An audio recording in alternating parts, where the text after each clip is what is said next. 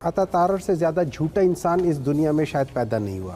मैं ओपनली कह रहा हूं, आप फाफन से पता करें 188 फाइल हुई हैं, 188 में से 76 नेशनल असेंबली में पीटीआई ने किए हैं, उनमें से 112 प्रोविंशियल असेंबलीज में किए हैं, उन 112 में से 72 और ये दोनों 188 में से 72 पंजाब में हुई हैं, 25 सिंध में हुई हैं, 13 केपी में हुई हैं, 2 बलूचिस्तान में हुई हैं। 56% ऑफ द केस लॉट जितने भी हुए हैं वो पाकिस्तान तहरीक इंसाफ का हुआ है। पीएमएलएन ने टोटल 33 किए हैं। ये शायद अपना पढ़ रहे थे, उसको अंग्रेजी नहीं आती तो वो पीएमएलएन को शायद पीटीआई समझ बैठे होंगे डर में। उसमें 9 नेशनल असेंबली थी और 24 ये थे। आउट ऑफ जो पीटीआई ने 188 किए हैं उनमें से 162 रनर अप हैं। ये याद रखिए। वो भी दिखाएं ना। एक मिनट है, मैं आपको स्टैटिस्टिक्स बताता हूं, ठीक है ना? ये सारे बताता हूं। अब मैं बात आ जाऊं तो थोड़ी सी कमेंट करना चाहता हूं। अभी उन्हीं के पंजाब के गवर्नर जो पंजाब से इलेक्शन हारे हैं, उन्होंने एक्सेप्ट किया मैं इलेक्शन हारा हूं। हाँ।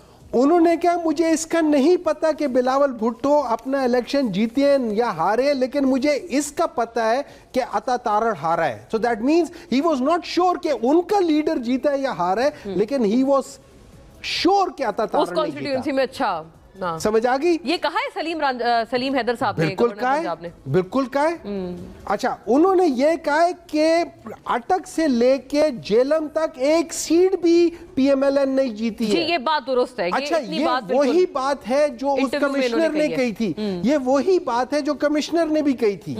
अब एक गवर्नर कह रहा है जिसकी कॉन्स्टिट्यूशनल हैसियत है, ये बात सही है। मिनिस्टर की कॉन्स्टिट्यूशनल हैसियत शायद नहीं होती, लेकिन एक अब सुन ले ना, अब आगे भी सुन ले। लेकिन मैं कमेंट करना चाहता हूं, अभी बहुत अच्छे इंसान है अकील साहब, मुझे समझ नहीं आती ये गलत बात को कैसे डिफेंड करना शुरू कर देते हैं। अच्छे इंसान है, वो स्माइल भी कर देते, बाकी ऐसी बातों पर करने हैं। लेकिन मैं आपको बात बताता हूं, देखिए इस तरह है, मेरी नज़र में, मैं पार्लियामेंट में बैठा हूं, मेरी नज़र में जब हम लॉ बनाते हैं हम कहते हैं कि ये प्रोविंशियल मैटर है, ये पंजाब में वो पंजाब वाले बनाएंगे, ये केपी वाले बनाएंगे, ये सिंध वाले बनाएंगे, बलूचिस्तान सो फोर्थ। आप सिर्फ और सिर्फ इस्लामाबाद की हद तक कर सकते हैं। That means Islamabad is treated as a province. Actually Islamabad is not treated as a पूरे जो पाकिस्तान को रिप्रेजेंट करता हो। ये इस्लामाबाद की हद तक, फेडरल की हद तक ये हो सकता है, जहां जहां फेडरल की ज्यूरिसडिक्शन है वहां इस्लामाबाद आता है। करेक्ट। अब इस्लामाबाद के हाई कोर्ट्स और इस्लामाबाद के हाई कोर्ट, जैसे मेरे जो सर्टिफिकेट है उसमें लिखा हुआ है कि मेरा लाइसेंस है वो पाकिस्तान तक है। अब अगर जैसे इन्होंने कहा, आजाद साहब ने कहा, मेरी नजर में कंसेंट की बात नहीं है, लेकिन अब क्या है, क्या मैं ये कर सकता हूं कि मैं इस्लामाबाद से किसी बंदे को उठा के पंजाब में डाल के ले जाऊं और उधर उनको बना दूं? गालिबन इस्लामाबाद के तो हो भी नहीं सकते हैं। क्यों ये बात सही है। अगर ये सही है, ये चीज है एक बीच में। जो इस्लामाबाद के लॉयर्स हैं है ना, किसी सूबे कहीं नहीं जा सकते। एग्जाम में सिविल जुडिशरी की अपॉइंटमेंट के लिए प्रैक्टिस भी नहीं कर सकते, अपेयर भी नहीं हो सकते। ये बात है।